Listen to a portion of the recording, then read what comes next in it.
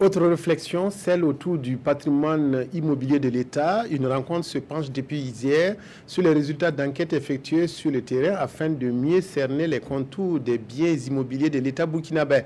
L'objectif est de sécuriser le patrimoine commun à partir des données informatisées. Urbain Sommet, Maxime Zongo, reportage. Ils sont très nombreux, les bâtiments administratifs, les réserves et bien d'autres patrimoines immobiliers dont l'état des lieux sont souvent mal maîtrisés. Une situation naturellement qui est très préjudiciable au trésor public. Et c'est pour mettre fin à cette insuffisance qu'un recensement qui a commencé par la ville de Ouagadougou a été engagé.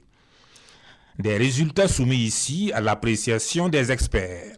Le travail produit permettra à l'administration de connaître son patrimoine.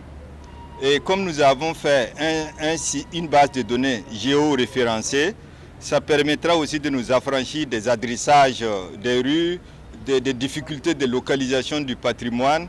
Tenez, pour la seule ville de Ouagadougou, ce sont plus de 1000 réserves administratives qui sont entachées de cas illicites. À cela, il faut ajouter des terrains bâtis ou non bâtis, malgré des situations irrégulières. On ne peut connaître effectivement la valeur que si on arrive d'abord à identifier physiquement le patrimoine et ensuite donner une valeur à ce patrimoine-là. Là, on pourra dire effectivement en une année bien précise, voici le patrimoine de l'État burkinabé.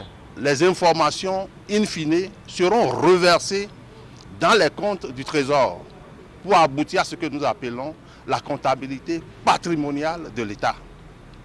Ce serait là un pas, une avancée significative dans la tenue de la comptabilité générale du Burkina.